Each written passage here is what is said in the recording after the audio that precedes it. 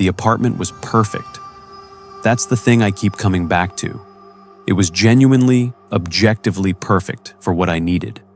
1 bedroom, good light, hardwood floors, 6 blocks from my new job, $300 under my budget. I saw it on a Tuesday and signed the lease on a Thursday.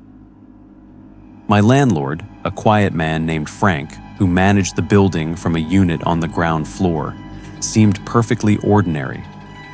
The neighbors seemed fine. The neighborhood was walkable and well lit. I moved in on a Saturday in March. By the following Thursday, I had stopped sleeping in the bedroom. Not because of a sound, not because of a feeling, because of a door.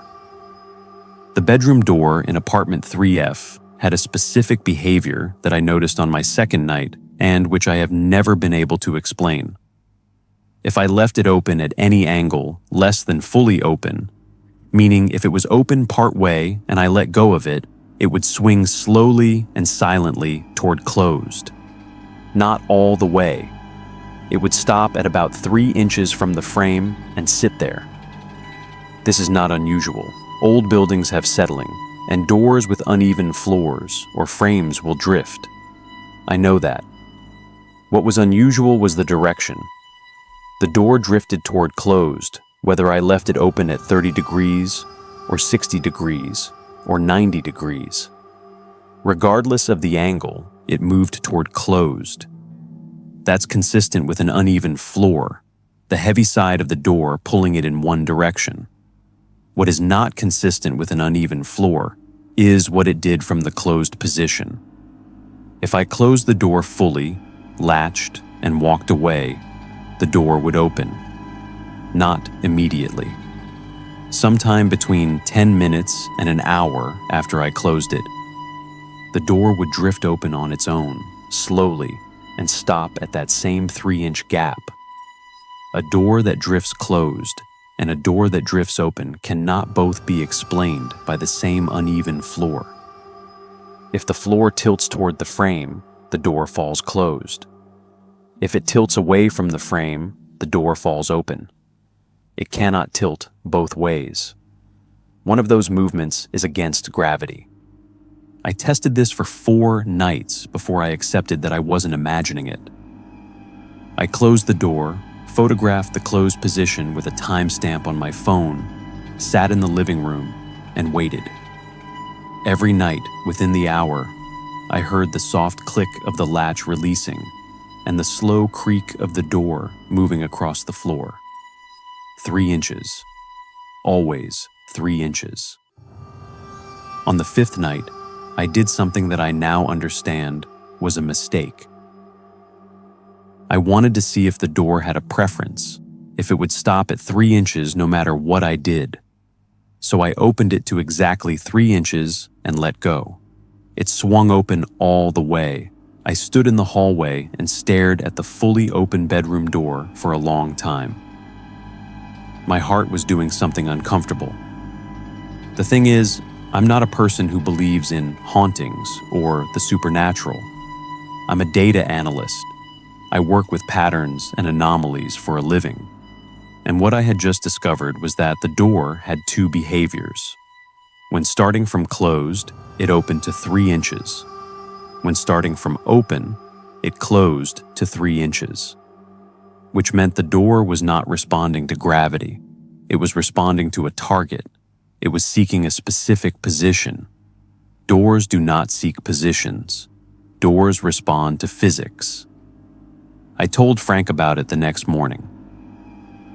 He listened, nodded slowly, and said he'd have a look.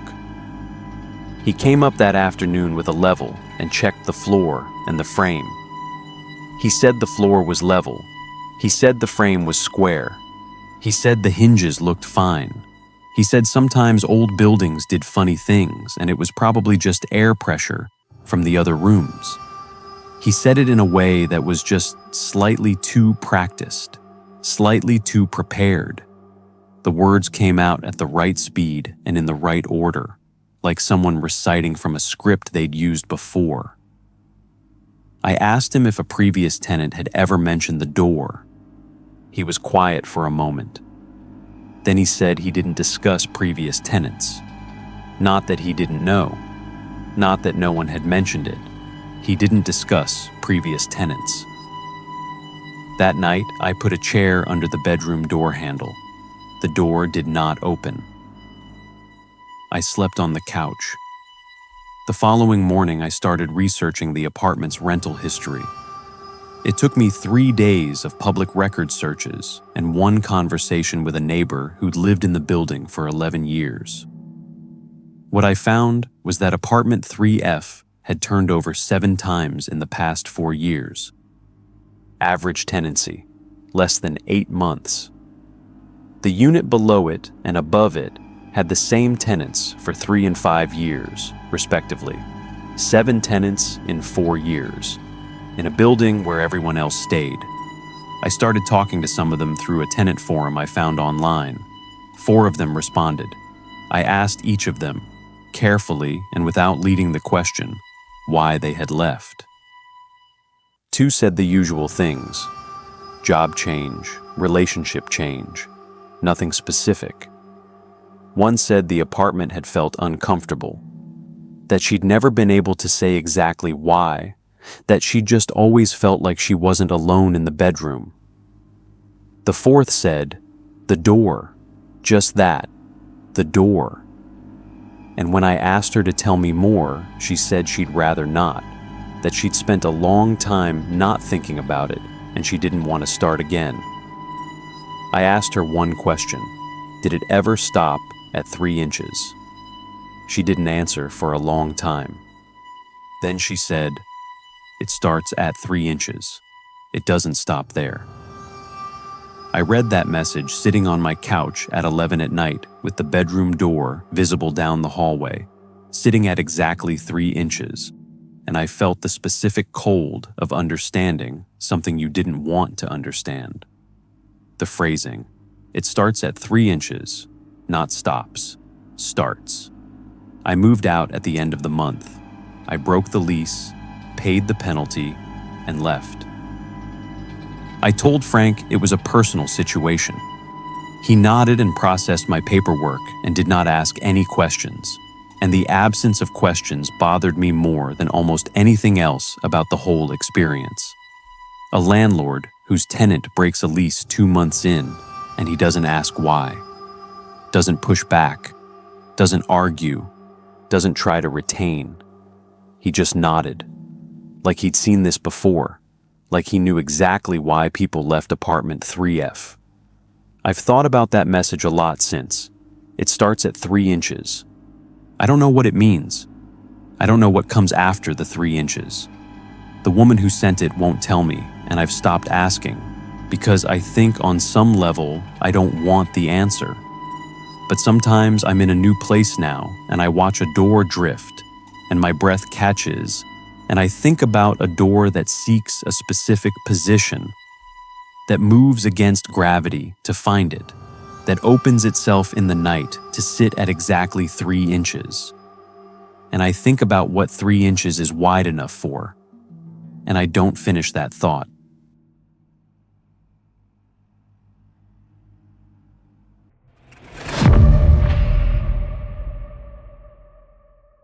The first time my landlord knew something she shouldn't have known, I wrote it off as coincidence. The second time, I told myself she was observant. By the 5th time, I had started keeping a list. I moved into the house on Mercer Street in October, a 2-bedroom rental in Providence that I'd found through a private listing. No agency, no platform, just a handwritten card on the bulletin board at my gym that said, room to let, quiet street, reasonable price. The landlord's name was Elaine. She lived in the unit above mine, a converted attic space. 70s, small, always in the same gray cardigan, the kind of woman who seemed to blend into whatever room she was standing in. The first incident happened 4 days after I moved in. I was in the kitchen making coffee at 7 in the morning, and Elaine knocked on my door. She handed me a bottle of ibuprofen and said she thought I might need it. I had not told anyone I was getting a migraine. I had not made any noise. I had not done anything that would indicate I was in pain, except stand in my kitchen and squint at the light in a way that was, I thought, entirely private. I thanked her and closed the door and wrote it off. Older woman, lives upstairs, probably heard me moving differently than usual. People who live in close proximity develop intuitions about each other. Explainable. 3 weeks later, she knocked on a Saturday morning and asked if I wanted company. I was in the middle of a conversation with my brother about our mother, who had been ill. A conversation that had left me sitting at my kitchen table, not moving and not crying, but doing the thing where you hold very still because the alternative is worse. The call had ended 2 minutes before Elaine knocked. I hadn't spoken to her in days. There was no reason for her to knock at that moment, in that way, using that word. Company. Not, can I borrow something? Not just checking in. Company. The word you use when you know someone is sitting alone with something heavy. I let her in. We had tea. She didn't ask about anything directly, just sat across from me and talked about small things, and somehow that was exactly right. Afterward, I told myself she was just a kind woman with good instincts. I told myself that. But I started noticing other things. The way she seemed to be in the common area outside my door on the evenings I came home late from difficult days, always with some small errand or task, always with a reason to exchange a few words. The way she mentioned, once, that she'd been keeping an eye on a news story she thought I'd been following. And she was right. I had been. It had been on my phone every day for a week, but I had not mentioned it to her.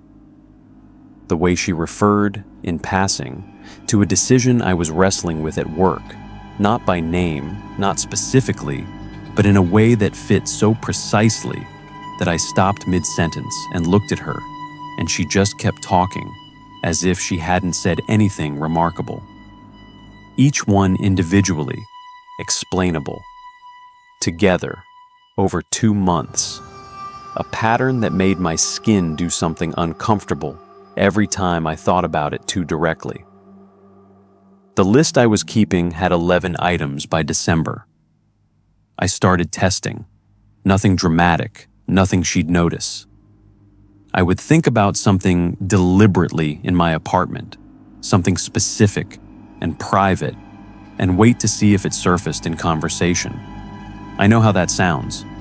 I was aware of how that sounded even as I was doing it, but I needed to know if there was a pattern or if I was constructing one.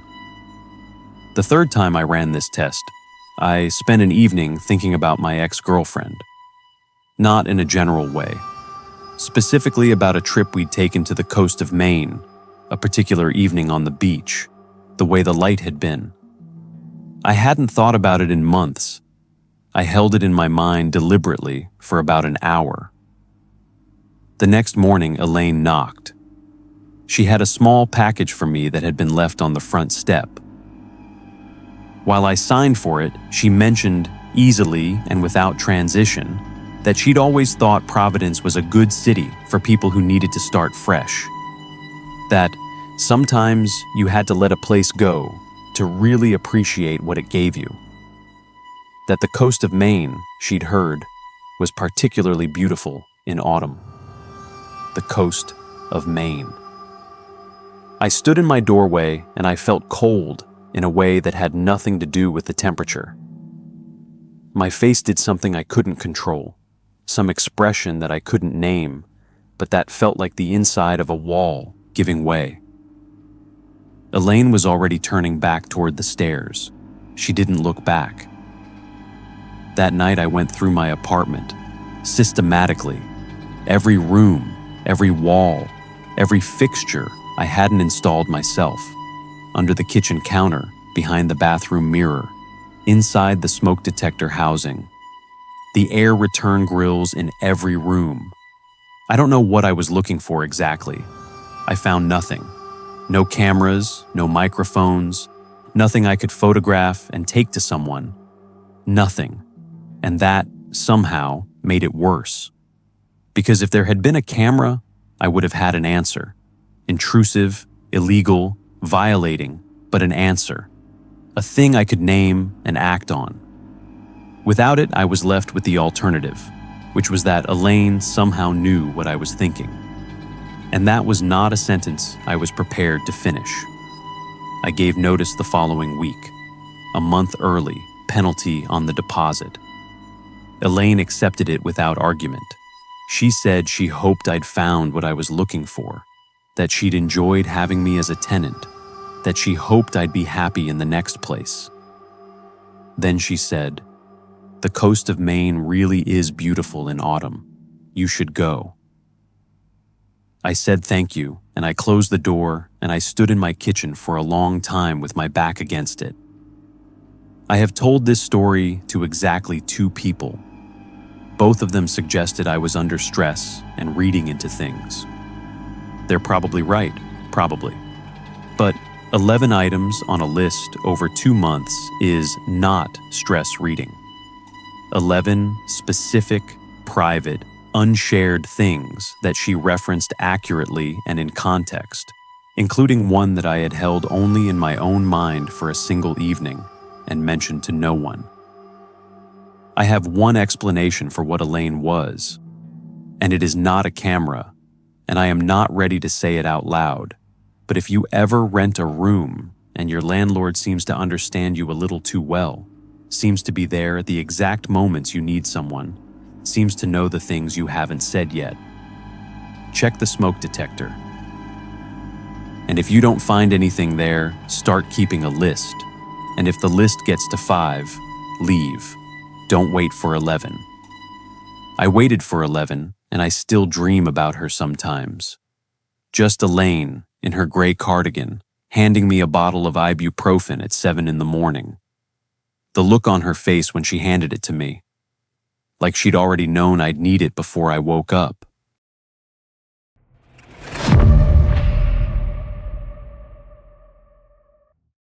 The previous tenant had left some things behind. Not unusual. Most places I've rented had something from whoever was there before. A forgotten jar of spices, a wire hanger, a thumbtack in the wall. Small traces. The kind of thing you throw away without thinking. Apartment 2. A had more than that. A full set of curtains in the bedroom. A wooden spice rack still mounted above the stove. 3 framed prints on the living room wall. A welcome mat at the front door. Enough that I asked my landlord about it at move-in. He said the previous tenant had left in a hurry and hadn't arranged to collect her things. He'd tried to reach her, she hadn't responded. If I wanted to keep any of it, I was welcome to. Otherwise, he'd dispose of it. I kept the curtains and the welcome mat. Left everything else. That should have been the end of it. What I noticed first was the coffee maker. I don't drink coffee. I'm a tea person, have been my whole life, and my morning routine involves a kettle and a mug and nothing else. On my 3rd morning in the apartment, I came into the kitchen, and the coffee maker, which I had not touched, was warm, not hot.